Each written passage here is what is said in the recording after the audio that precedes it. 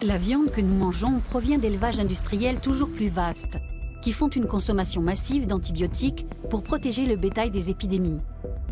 Mais bien loin de prévenir ou de guérir, les antibiotiques utilisés à grande échelle favorisent l'émergence de bactéries toujours plus nombreuses et surtout résistantes à tout traitement. Résultat, l'élevage intensif est confronté au même problème que le milieu hospitalier, celui de la prolifération de bactéries de plus en plus virulentes. L'homme est face à un danger dont il mesure encore mal les conséquences.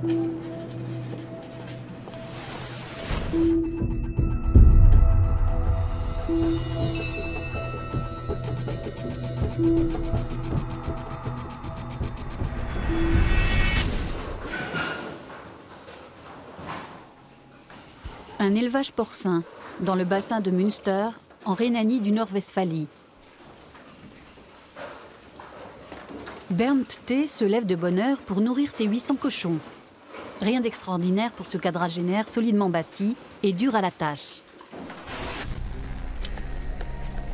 Et pourtant, l'année avait mal commencé pour lui. Fin janvier, il est pris d'un violent accès de fièvre, accompagné de frissons et de sueurs froides. Une infection à la cuisse gauche le fait tellement souffrir qu'il ne peut plus marcher. Son état empire. Sa famille décide donc de le conduire au CHU de Münster. Le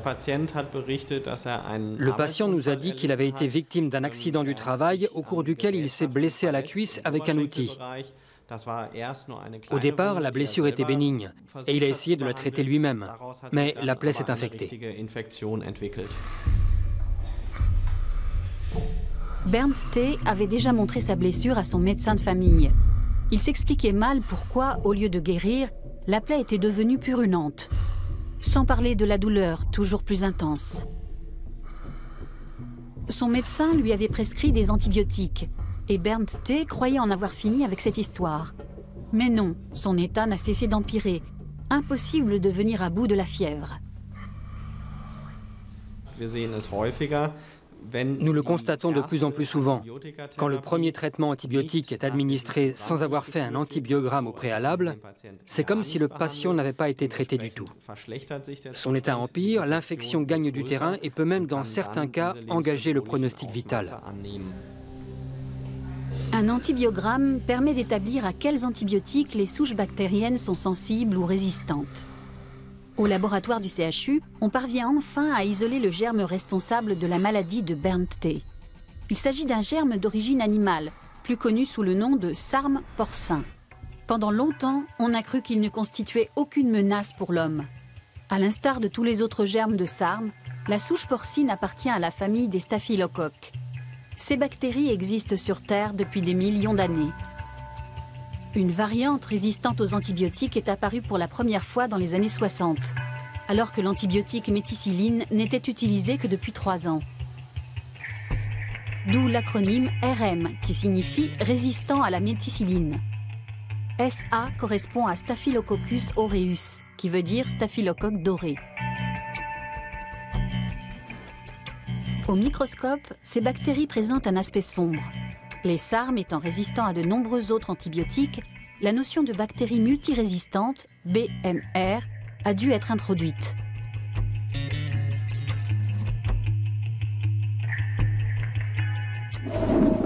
Jusqu'à une époque récente, l'émergence du sarme était avant tout un problème cantonné au milieu hospitalier. En cause, une utilisation abusive des antibiotiques associée parfois à de mauvaises conditions d'hygiène qui favorisent leur propagation. Chaque année, pas moins de 170 000 personnes sont contaminées par ces germes pathogènes dans les hôpitaux d'Europe. Dans certains cas, l'infection est tellement avancée que l'amputation de la partie du corps touchée est inévitable. Des milliers de patients peuvent même mourir des suites de ces infections. Mais aujourd'hui, le sarme ne provient plus tant de certains hôpitaux que des fermes d'élevage intensif. Le germe résistant de l'élevage intensif a été découvert en 2004. Dans un hôpital néerlandais.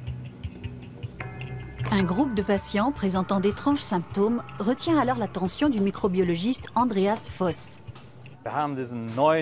Nous avons découvert cette nouvelle lignée de SARM, qu'on appelle aussi CC398, grâce à un patient dans un premier temps et plusieurs patients par la suite, dont on ne comprenait absolument pas comment ils avaient pu être contaminés. Le premier enfant porteur de SARM venait d'être opéré du cœur. Nous avons examiné tous les patients de l'hôpital et nous avons décelé cette bactérie chez un bébé qui n'avait jamais séjourné à l'étranger. Un critère que nous prenions toujours en compte en tant que facteur de risque. Il y a eu encore 2 patients contaminés et l'un de mes collaborateurs a mentionné qu'ils avaient été en contact avec un élevage porcin. Des années auparavant, un de mes confrères parisiens, le professeur Andremont, avait déjà évoqué l'apparition d'une nouvelle souche d'origine porcine. Alors nous avons fait le rapprochement. Nous étions bel et bien en présence de ce type de SARM transmissible de l'animal à l'homme.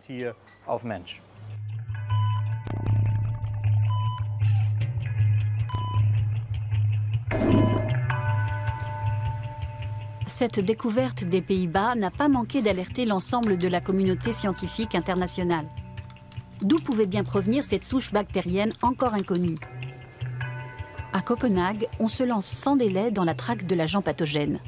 Robert Skov constate qu'un grand nombre de cochons danois sont aussi porteurs de cette bactérie hyper résistante.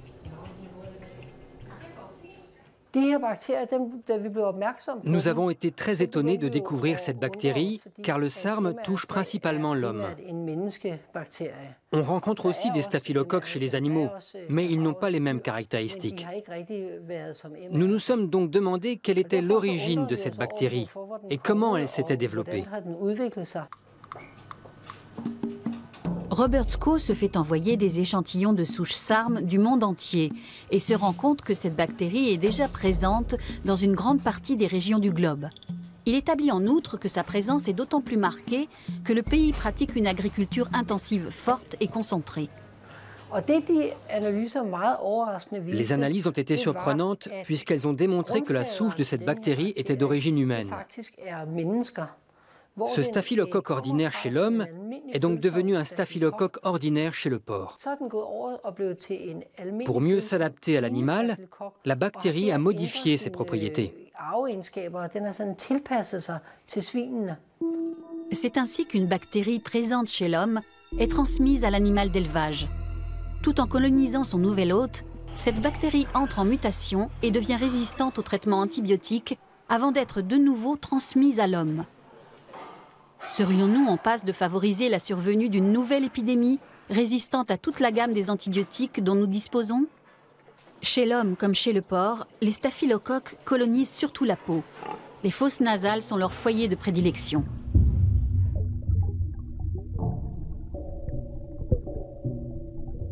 Quand un porc est traité aux antibiotiques, le médicament pénètre par voie sanguine dans les fosses nasales et détruit les bactéries. Certaines, cependant, survivent à l'assaut. Il faut savoir qu'en une seule journée, les staphylocoques engendrent autant de nouvelles générations que l'homme en 2000 ans. Sur ce nombre impressionnant de générations, des mutations aléatoires se produisent. Les risques sont grands de voir alors apparaître une lignée de staphylocoques ayant une membrane devenue imperméable aux antibiotiques. La bactérie mutante est résistante et rend le traitement antibiotique inefficace. C'est à ce stade que la nouvelle lignée gagne du terrain. Alors que toutes les autres bactéries meurent, celle de la souche mutante se multiplie. Chez les porcs qui sont porteurs du SARM, la maladie n'a pas le temps de se déclarer car ils sont conduits à l'abattoir dès l'âge de 6 mois. Il en va autrement des éleveurs qui, eux, sont exposés à un véritable danger. Nous savons que 50% des éleveurs sont porteurs du SARM. Mais être porteur d'un micro-organisme ne conduit pas systématiquement à la maladie. Pour que la maladie se déclare, il faut que l'agent pathogène soit présent dans une situation à risque, comme une petite plaie par exemple. Il peut s'agir d'une morsure, d'une blessure ou de l'intervention d'un chirurgien à l'hôpital. Les corps de métier qui sont régulièrement en contact avec des animaux d'élevage intensif ont 138 fois plus de risques d'être infectés. Si les agriculteurs et les vétérinaires sont en première ligne, leur famille est aussi exposée. Les taux de contamination varient fortement selon les régions. En Belgique, nous avons relevé un taux très élevé de contamination parmi les membres d'une famille touchée. Peut-être que les Belges se font plus de câlins que les Allemands, les Hollandais ou les Danois. Ça, je n'en sais rien. Mais le contact entre les personnes semble en tout cas jouer un rôle déterminant dans la propagation de la maladie. Ceux qui sont occasionnellement en contact avec la bactérie n'ont pas de raison de craindre une colonisation durable. Le staphylocoque n'a aucune chance de s'installer durablement chez les individus en bonne santé. L'intrus disparaît des organismes sains au bout d'un certain temps.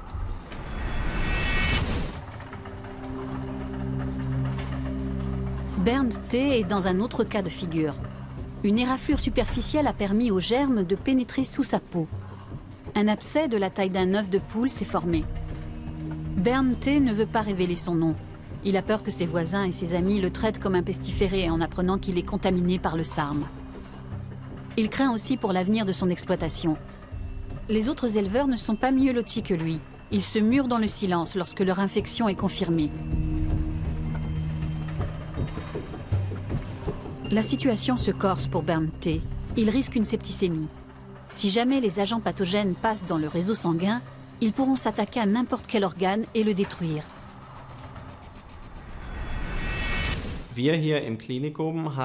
Ici au CHU, nous avons ouvert l'abcès en pratiquant une incision. Ensuite, nous avons procédé à un lavage antiseptique de la partie du corps concernée. Chose également très importante, nous avons réalisé un antibiogramme et placé sous perfusion le patient dont l'état général était extrêmement faible. Bernd T. a bien supporté l'opération. Le nouvel antibiotique sélectionné est efficace et le risque d'infection généralisée ou septicémie est désormais écarté. Contrairement au SARM du milieu hospitalier, le SARM d'origine porcine ne se transmet que très lentement d'une personne à une autre. Mais dans un milieu où la concentration d'individus très affaiblie est forte, la prudence est de mise.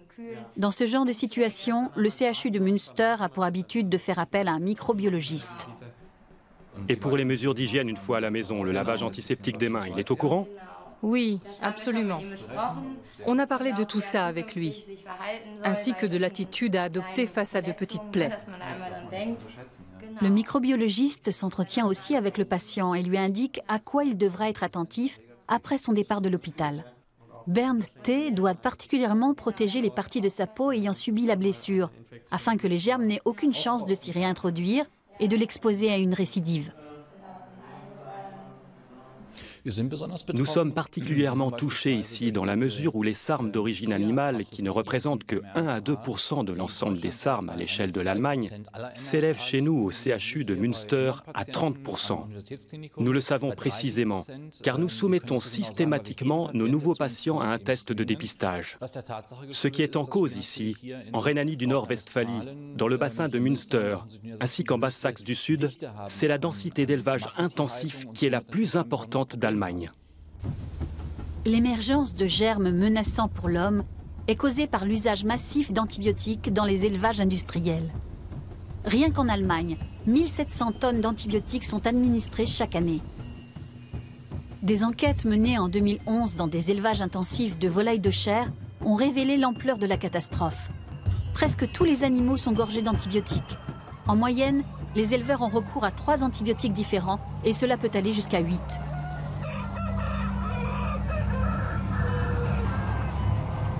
PETA, une association de défense des animaux, a filmé ces images dans des fermes d'élevage industriel. Ces poulets de chair sont élevés pour grandir vite et donner beaucoup de muscles, en particulier au niveau de la poitrine. Entassés dans des bâtiments surpeuplés, ils sont soumis à un stress insoutenable. Leur masse pondérale augmente si vite que leurs os ne suivent pas. Ils ne tiennent plus debout et gisent sur une litière souillée d'urine et de fientes, dont leurs pattes sont recouvertes, et qui provoque, entre autres, des inflammations douloureuses.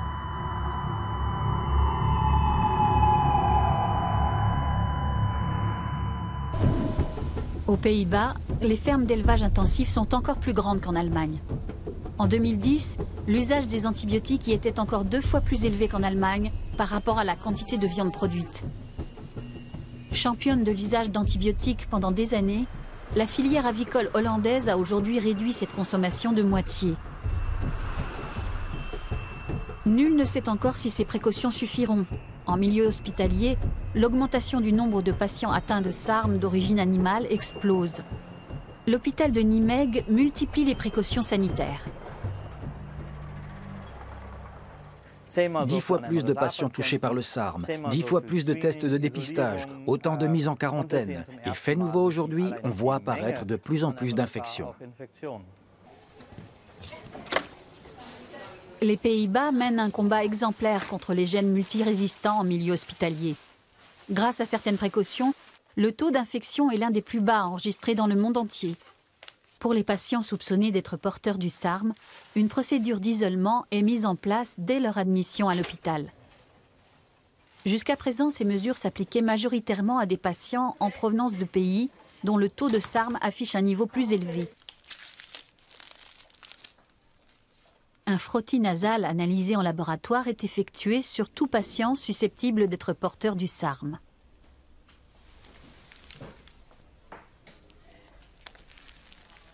Pour se rendre dans la chambre des patients, il faut passer par un sas et enfiler une tenue de protection. Une procédure longue et fastidieuse pour le personnel accompagnant, les aides-soignants, les infirmiers, les médecins, ainsi que pour les visiteurs. Le patient ne quitte cette chambre d'isolement qu'une fois tout danger de contagion écarté. Cette stratégie semble être payante puisque les Pays-Bas ont d'ores et déjà pu éloigner le germe du SARM de leurs hôpitaux. L'Allemagne et la France sont pour leur part encore loin du compte. Mais la crainte est grande que les germes d'origine animale se multiplient en infectant les éleveurs et les membres de leur famille. La stratégie prometteuse resterait alors sans effet.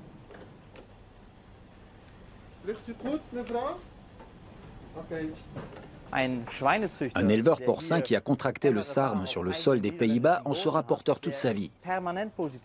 Et c'est ce qui fait exploser le problème. Nous avons beaucoup plus de cas de SARM et nous n'avons aucune chance d'éradiquer durablement ce germe chez les patients.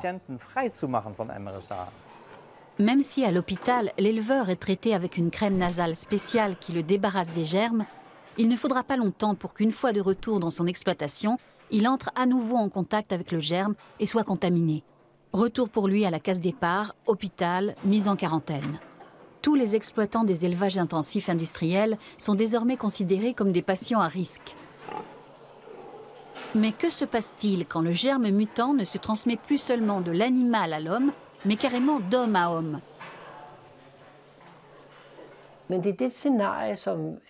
C'est le scénario que nous craignons le plus. Si la bactérie réussit cette adaptation, nous devrons subitement faire face à un très grand réservoir de bactéries résistantes. Ce phénomène est probablement déjà en marche. Dans quelques cas, nous nous demandons déjà comment ces patients ont pu contracter le SARM CC398 dans la mesure où ils ne sont entrés en contact ni de près ni de loin avec des animaux. Je crois que nous sommes là en présence d'un début de propagation qui s'opère en dehors de tout contact avec les animaux. Pour les chercheurs de l'Institut Robert Koch, cette évolution est très préoccupante. Ici, à Wernigerode, dans le massif du Harz, on se penche sur les modes de propagation des staphylocoques. Le SARM, lié aux animaux d'élevage, infecte l'homme de plus en plus fréquemment. Le microbiologiste Wolfgang Witte constate que les germes ne se transmettent pas seulement par contact entre personnes. Les infections peuvent aussi survenir suite à l'ingestion de viande crue. Nous savions déjà que le SARM d'origine animale pouvait coloniser la volaille de chair. Et nous avons essayé de voir si nous le retrouvions dans l'eau issue de la décongélation des poulets de chair. Cette hypothèse s'est vérifiée pour 30% des échantillons testés.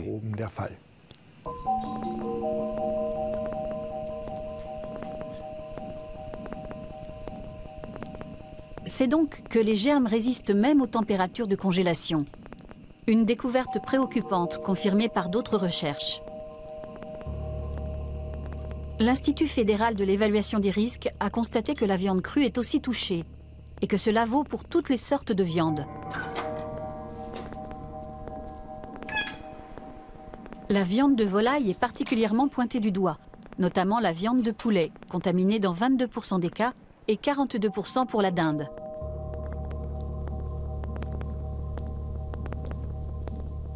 En quoi le consommateur doit-il s'en inquiéter? Et que faire en cas de contamination?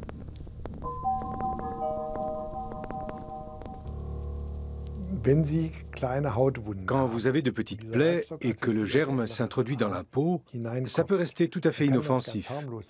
Mais lorsque ça pénètre plus profondément dans les tissus, la conséquence peut être un furoncle, un abcès au doigt ou à la main qui doit en tous les cas donner lieu à une visite chez le médecin. Les bactéries ne se cantonnent plus aux élevages, ni même aux industries de transformation des viandes et des volailles. Dans l'absolu, il suffit de manipuler la viande dans sa cuisine pour y être confronté. Les germes se propagent dans toute la pièce en un rien de temps, par le simple contact manuel.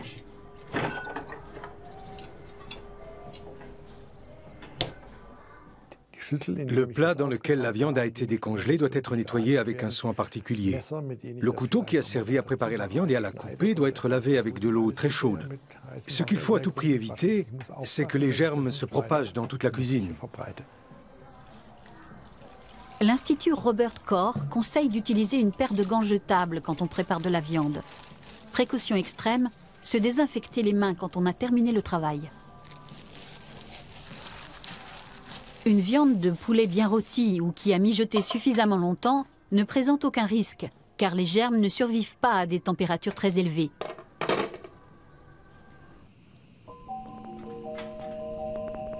On relève aussi, et de plus en plus souvent, la présence d'un autre type de germes dans la viande.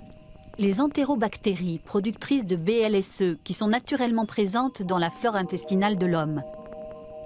Cette appellation, BLSE, signifie qu'elles sont résistantes à toute une série d'antibiotiques.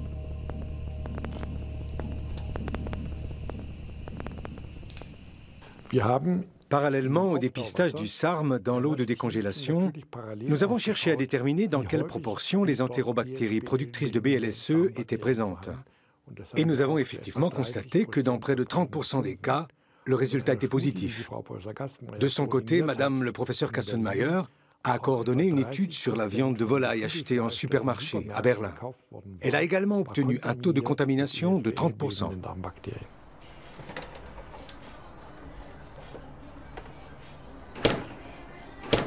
Un simple contact de la main à l'endroit où sa mère a déposé les germes en préparant la viande et l'enfant est contaminé à son tour. Les germes multirésistants se frayent un chemin à travers l'appareil digestif et se retrouvent dans l'intestin où ils rencontrent des milliards d'autres bactéries qui constituent la flore intestinale naturelle et facilitent la digestion. Si les entérobactéries porteuses de BLSE entrent en contact avec les bactéries de l'intestin, on assiste à un phénomène inquiétant. Au cours d'un échange d'informations génétiques entre les deux types de bactéries, le gène de la résistance se transmet à d'autres types de bactéries intestinales. Les individus en bonne santé ne se rendent compte de rien. Mais le jour où ils auront recours aux antibiotiques pour traiter une infection, ou bien encore avant une intervention chirurgicale, le médicament administré ne se révélera efficace que contre certaines bactéries. Les bactéries multirésistantes, quant à elles, prospèrent et se multiplient rapidement.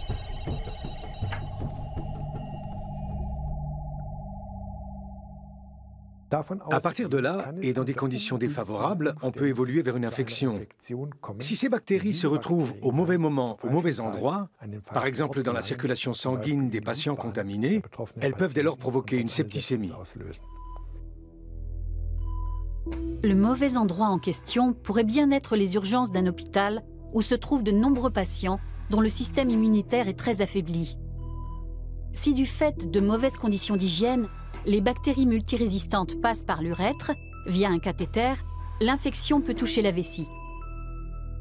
Les bactéries multirésistantes peuvent aussi s'introduire via un dispositif de respiration artificielle et provoquer une pneumonie. Comme les entérobactéries sont devenues multirésistantes, les médecins n'ont d'autre choix que d'avoir recours à des antibiotiques dits de réserve, sans aucune garantie quant à leur efficacité.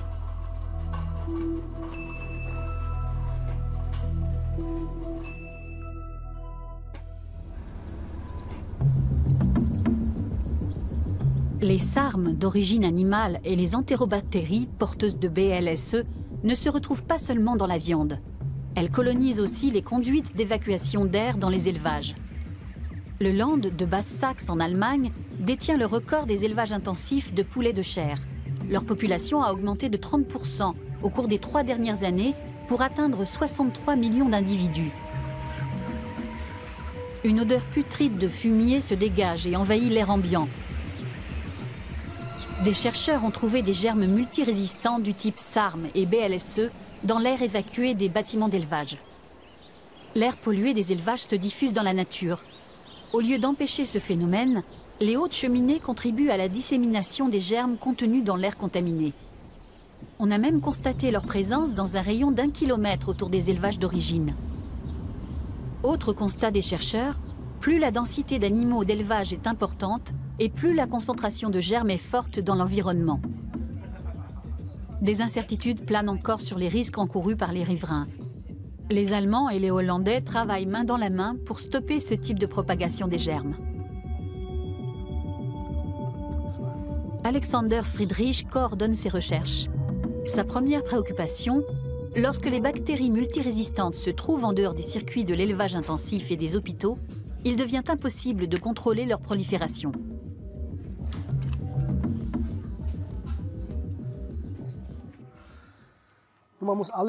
Tout doit être mis en œuvre pour bloquer la transmission des bactéries multirésistantes. Quand elles sont présentes dans l'élevage intensif, on peut déjà éviter qu'elles ne se propagent à l'ensemble de l'environnement et n'atteignent des gens qui n'ont rien à voir avec l'exploitation, mais ont seulement eu la malchance de faire un tour à vélo dans les parages.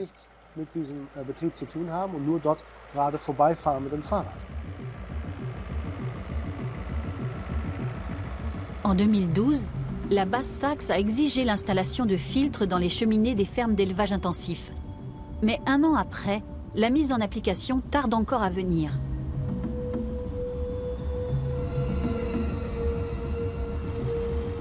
Le danger vient aussi des engrais. Dans l'élevage intensif, le lisier produit dépasse les besoins des agriculteurs. Chaque année, 2 millions de tonnes d'excréments d'animaux sont épandus dans les champs. Dans certaines régions, les agriculteurs doivent employer les grands moyens pour se débarrasser de ce qui est devenu un fléau de l'agriculture, car les excréments d'origine animale participent aussi à la propagation de SARM et de BLSE dans les champs. Qu'en est-il des légumes qui poussent dans la terre contaminée? À l'Institut de technologie de Münster, le microbiologiste Fritz Titgemeyer a fait son marché dans un but bien précis, mesurer le degré de contamination. Il veut évaluer l'impact des bactéries déjà disséminées dans les champs. Sa découverte est alarmante. Les germes multirésistants vont jusqu'à se nicher dans les légumes issus de la culture biologique. L'usage inconsidéré d'antibiotiques est très courant dans tous les secteurs de la production. Les germes multirésistants se propagent. Et nous avons voulu savoir si la filière bio était épargnée, car les producteurs bio ne sont pas favorables à l'emploi d'antibiotiques. Ce qui est surprenant, c'est que sur les 30 échantillons que nous avons analysés, il y en avait 14 pour lesquels la présence de germes type BLSE s'est confirmée. Salades, pommes de terre, concombres, tomates ainsi que des germes de soja ont fait l'objet d'analyses chimiques. Les bactéries se trouvaient dans près d'1 échantillon sur 2, à des niveaux de concentration variables. Plus il y avait de terre, et plus les germes étaient nombreux.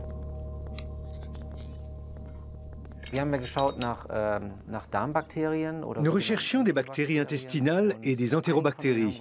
Et effectivement, nous avons pu identifier certaines d'entre elles. Nous avons notamment trouvé lors de la crise sanitaire des bactéries Escherichia coli entérohémorragiques, qui sont une variante de la bactérie Escherichia coli. On a aussi trouvé des bacilles de type Yersinia, des bacilles de type Klebsiella, qui présentent des niveaux de dangerosité différents pour les humains. Les bactéries E. coli peuvent coloniser des individus en bonne santé, alors que les Klebsiella s'attaquent aux patients dont l'état de santé est médiocre, ou bien à des gens qui viennent d'être opérés. En 2011, une épidémie provoquée par une bactérie hautement contagieuse secoue l'Allemagne. 4000 personnes ayant ingéré des graines germées tombent malades après avoir été contaminées par une souche de bactéries de la flore intestinale particulièrement agressive, la bactérie EHEC. 53 personnes sont mortes à la suite de cette infection. Fritz Titgemeyer envisage 2 possibilités pour expliquer la présence de ces bactéries sur les légumes. D'abord, par l'air contaminé issu de l'exploitation, et qui auraient déposé les bactéries sur les champs cultivés. La deuxième hypothèse, c'est qu'avant d'être bio, les exploitations avaient des méthodes de travail conventionnelles. Les agriculteurs fertilisaient leurs champs avec les excréments du bétail. À supposer qu'elles se soient converties au bio depuis 3 ans, les bactéries qui étaient déjà là n'ont pas disparu du jour au lendemain. Il semblerait que les bactéries survivent dans la terre pendant quelques années avant de contaminer les légumes. On ne sait toujours pas combien d'infections BLSE proviennent effectivement de bactéries issues de fermes d'élevage intensif. En revanche, on a acquis la certitude que l'élevage intensif engendre des bactéries dangereuses pour l'homme et que ces bactéries se concentrent dans sa flore intestinale.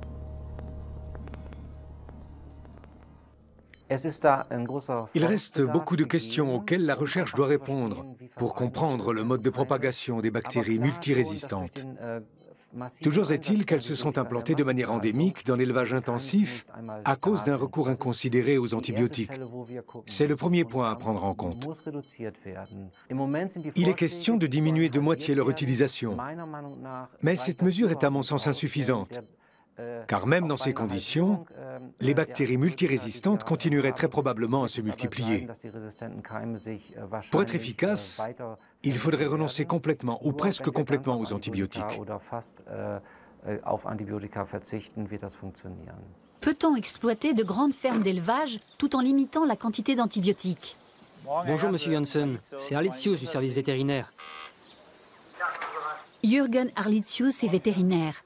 La Chambre d'agriculture de Basse-Saxe l'a chargé d'une mission de conseil auprès des éleveurs de la filière porcine. On voulait faire encore un prélèvement nasal, j'ai apporté ce qu'il faut et après je vais prendre une douche. Parfait, à tout de suite. Stefan Janssen souhaite diminuer l'usage d'antibiotiques dans son élevage. Sa stratégie consiste à observer des règles d'hygiène très strictes pour barrer la route aux bactéries. Et les mesures prises sont dignes d'un laboratoire hautement sécurisé. Pour avoir accès aux animaux, il faut impérativement passer par un sas de sécurité, se déshabiller et prendre une douche. Il faut ensuite enfiler une tenue de protection. Le vétérinaire fait régulièrement le point sur l'état de santé des bêtes.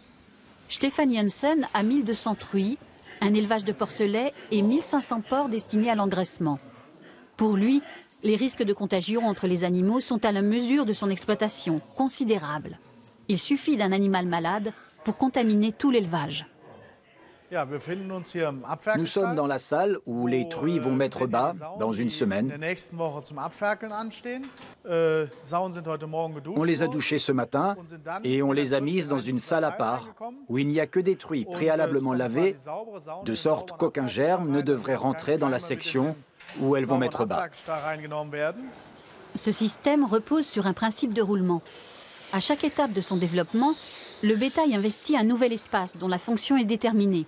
Et quand le cycle se termine, la nouvelle génération prend la relève.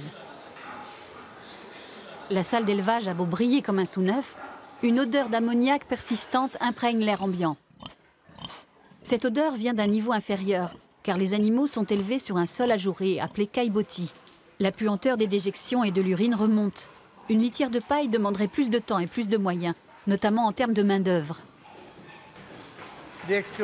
Les déjections et l'urine s'écoulent et sont régulièrement évacuées au moyen de racleurs à lisier dans des fosses situées dans la partie basse du bâtiment. Le fumier mélangé à l'eau de lavage est ensuite acheminé au moyen de pompes vers des silos de stockage à lisier. Toujours accompagné de l'éleveur, le vétérinaire se rend ensuite dans ce qu'on appelle la maternité, la salle où les porcelets sont élevés.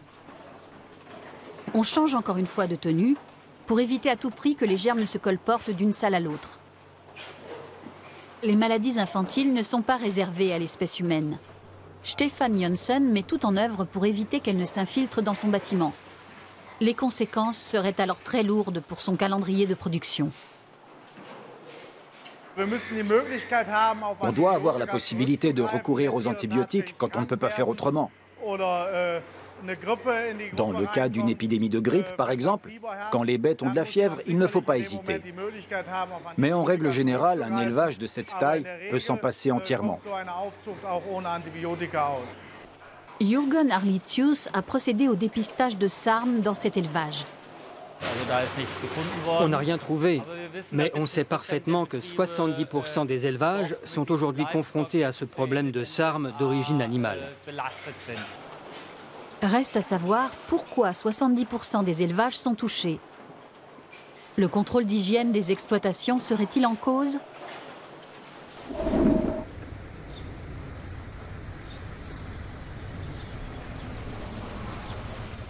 Rupert Ebner est vétérinaire depuis 30 ans.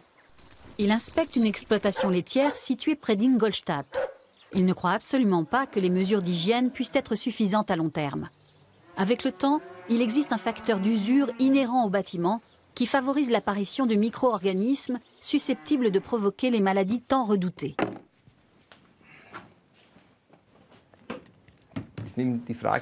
Il faut se poser la question de la durée de vie d'un tel bâtiment. Tous les élevages sont concernés par un phénomène d'usure. La décontamination n'est alors plus du tout efficace. Les ennuis commencent et sont toujours proportionnels à la taille de l'exploitation. La filière agricole nous raconte des histoires quand elle prétend, pour les grandes exploitations, que si elles sont bien gérées, tout ira pour le mieux. Preuve à l'appui, on sait aujourd'hui que plus l'exploitation est grande, plus les problèmes sont nombreux et importants. Quand un animal contracte une maladie, c'est tout l'élevage qui est traité en même temps que lui pour tenir les cadences de production, le calendrier d'engraissement et éviter toute perte. Rupert Ebner s'insurge contre cette pratique. Pour lui, il est important d'examiner chaque animal séparément avant d'administrer des médicaments. Il veut convaincre les éleveurs d'utiliser le moins de médicaments possible. Une attitude qui lui coûte de l'argent, quand l'on sait que plus de la moitié des revenus des vétérinaires provient précisément de la vente de médicaments.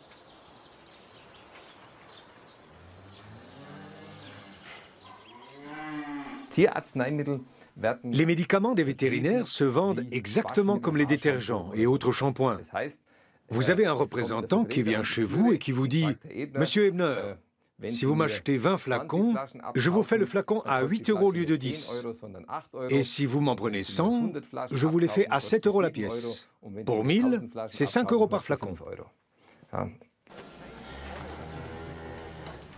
Et comme les agriculteurs sont de bons clients, il est pratiquement impossible de maîtriser ce mauvais usage des médicaments. Quand un vétérinaire refuse de vendre le médicament souhaité à un agriculteur, celui-ci va se le procurer chez un confrère. Aucun vétérinaire ne peut vraiment savoir s'il est seul à s'occuper d'un élevage ou non. Il faut définir de nouvelles règles de fonctionnement. Premièrement, je pense qu'il faut qu'il n'y ait qu'un seul vétérinaire habilité à prescrire des antibiotiques par ferme d'élevage. Et il doit être connu des autorités sanitaires compétentes. Deuxièmement, le prix des antibiotiques doit être fixe. Et troisièmement, le contrôle de l'activité doit être capable de fournir des tableaux avec indicateurs chiffrés, précisant la durée des traitements antibiotiques d'un animal dans sa vie. Il faut une vraie volonté politique derrière ces mesures pour qu'elles fonctionnent.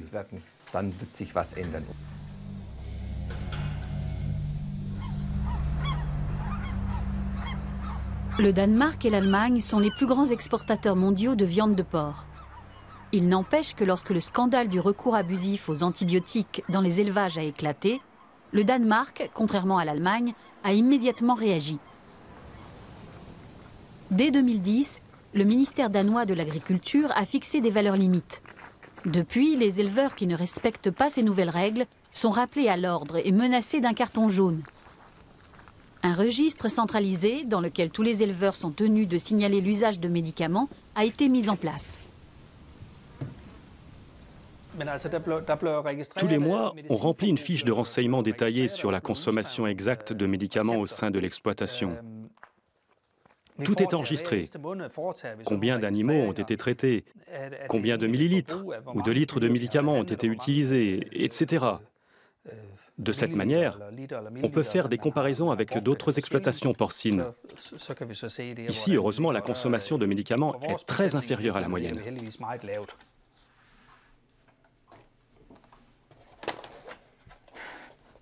Tous les 3 mois, l'éleveur reçoit un rapport qui lui permet de se situer par rapport à ses confrères.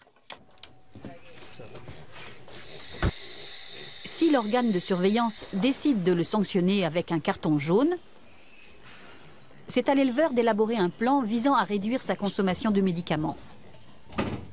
S'il n'y parvient pas au bout de 9 mois, il doit payer une amende. Les autorités ont fixé une limite de consommation de pénicilline pour les animaux. Cette limite n'est pas la même s'il s'agit d'une truie, d'un porcelet ou d'un porc d'abattage.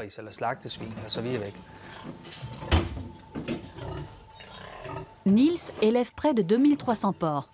Son vétérinaire passe une seule fois par mois pour établir le besoin prévisionnel de médicaments du mois suivant. Quand une bête tombe malade, il sait ce qu'il a à faire pour la traiter. En cas de fièvre, il peut à tout moment recourir à la piqûre d'antibiotiques. Il suffit qu'il puisse justifier sa décision. Le vétérinaire ne réalise aucun bénéfice sur la vente des médicaments. Ce principe contribue également au système du carton jaune. Le vétérinaire établit une ordonnance qui est envoyée à la pharmacie. Après réception de l'ordonnance, la pharmacie nous livre les médicaments. Le vétérinaire et le pharmacien représentent deux instances différentes et nous obtenons les médicaments directement par ce dernier. Grâce à la mise en place du système du carton jaune, le gouvernement a récemment annoncé que l'utilisation d'antibiotiques dans les élevages avait été réduite d'un tiers. Un exemple à suivre pour de nombreux autres pays européens, même si le problème du SARM est encore loin d'avoir été réglé au Danemark. C'est en tout cas le constat que fait chaque jour Tina Hurt à l'hôpital central de Aalborg où elle travaille. Cette infirmière hygiéniste déplore un nombre croissant de patients porteurs du SARM porcin.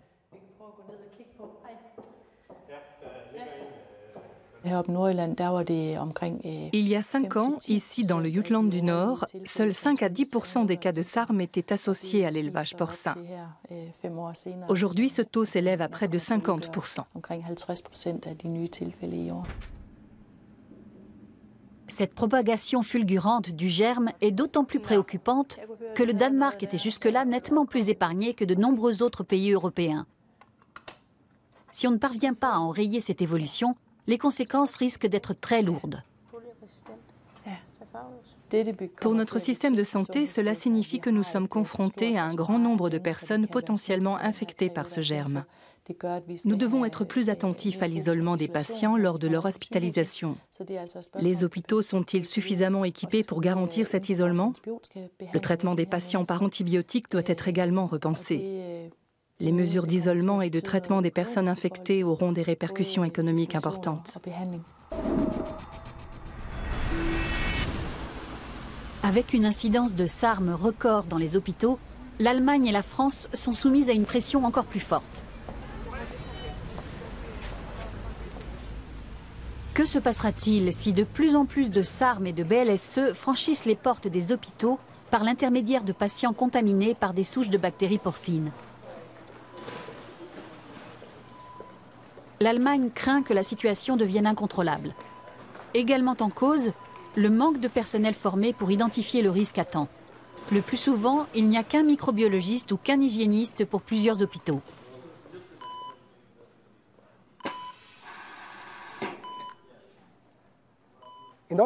Seuls 5 à 10% des hôpitaux allemands ont un microbiologiste qui leur est affecté. Ce qui veut dire que 90% de tous les hôpitaux allemands officient sur ce terrain sans savoir ce qu'il faut faire. Il faut des gens sur place. On ne traite pas ces problèmes à distance.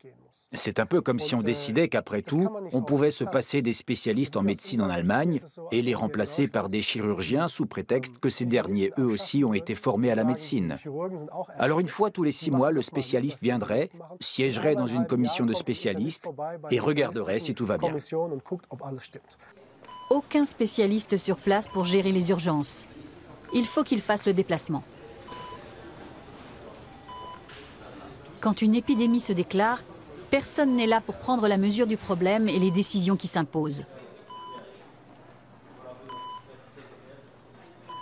Plus encore que d'autres infections, Celles qui sont provoquées par des souches multirésistantes nécessitent un traitement antibiotique adapté sans délai et une mise en quarantaine immédiate. Il en va de la vie du patient et de la protection des autres résidents. Que des patients meurent de ces infections est absolument dramatique. Quant à ceux qui en réchappent en prolongeant leur hospitalisation de 3 semaines à 1 mois, c'est au prix de grandes souffrances.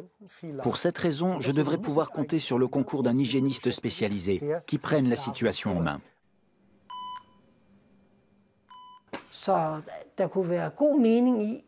Pour véritablement endiguer cette recrudescence de SARM, il serait bon de traiter le problème à la racine, et donc d'agir au niveau même de l'agriculture, en limitant l'usage des antibiotiques au strict nécessaire.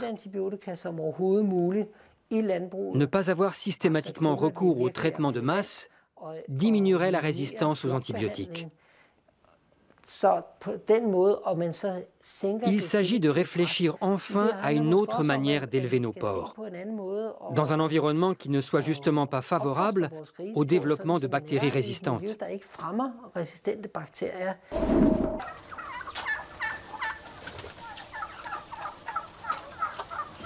L'éleveur Wilfried Stecher démontre aussi qu'on peut s'en passer. Dans sa ferme, située près de Goslar, il élève des poulets, des dindes, des canards et des oies. Il vend ses produits dans la boutique de sa ferme et possède également un restaurant juste à côté. Wilfried Stecher a complètement changé son fusil d'épaule. Quand c'était encore autorisé, il a élevé des poules en batterie pendant de longues années. Rien n'a changé de ce point de vue-là. Plus l'espace du poulet est restreint, et plus l'élevage est problématique. On leur donne des antibiotiques d'emblée par prévention. Et j'avoue que nous avons fait ça pendant des années, et qu'à la fin, c'était devenu carrément insupportable. Aujourd'hui, il pratique un élevage digne de ce nom. Les poulets évoluent à leur gré entre le bâtiment et la volière extérieure.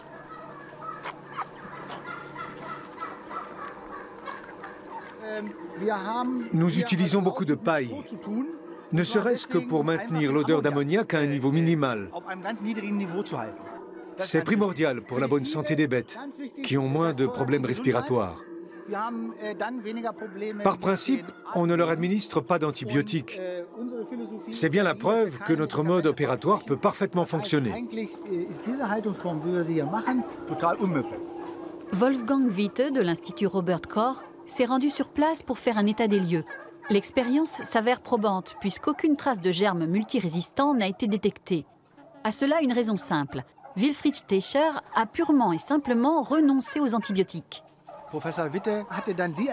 Le professeur Witte m'a fourni une explication à laquelle je ne m'attendais absolument pas. Selon lui, les germes n'ont aucune chance de se développer dans ce contexte d'élevage extensif.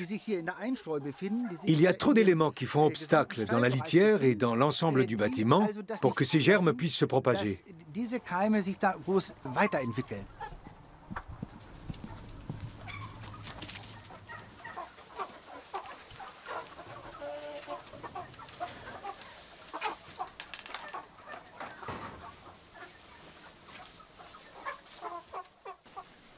Aux antipodes de l'élevage intensif des temps modernes, la ferme écologique. Rainer Muss doit remplir des conditions très strictes. Et contrairement à Wilfried Stecher, il est soumis à des contrôles réguliers. Mais convaincu par le système d'élevage bio, il s'y prête bien volontiers.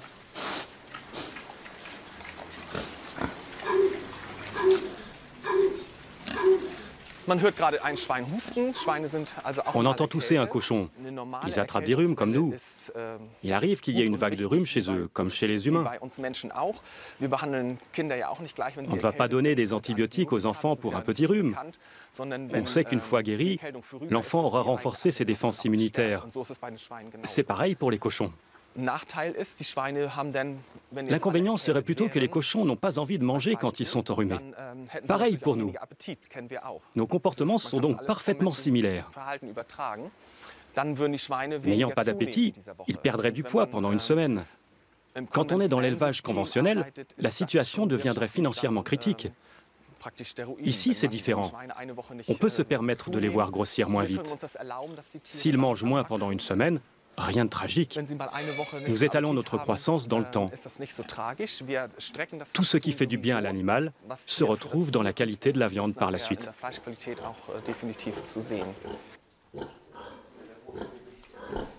Les porcs ont un bon système immunitaire et l'alimentation plus saine et équilibrée que dans les exploitations traditionnelles y contribue largement. Le fourrage, riche en fibres, entre dans la composition de leur nourriture sous forme de paille, de foin ou d'herbes fraîchement coupées. Les porcs prennent leur temps pour manger, 1 à 2 heures en moyenne. Ils digèrent bien, mais surtout ils sont rassasiés et satisfaits. Et au moment de se nourrir, les comportements innés des cochons refont surface et jouent un rôle important. Un peu comme un sanglier dans la forêt qui passe des heures à chercher sa nourriture avant de la savourer.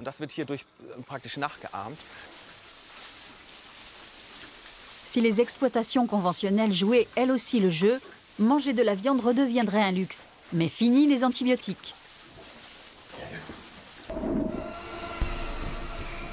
L'élevage industriel ne saurait se passer de grandes quantités d'antibiotiques. Et la formation de germes multirésistants est la conséquence directe de cet abus. La souche porcine du sarme pourrait bien menacer la vie de beaucoup de gens dans un avenir proche. C'est une bombe à retardement, tout comme les agents pathogènes BLSE. En France, on estime que 20 à 30% de la population sont déjà infectés par ces dangereuses bactéries intestinales à leur insu.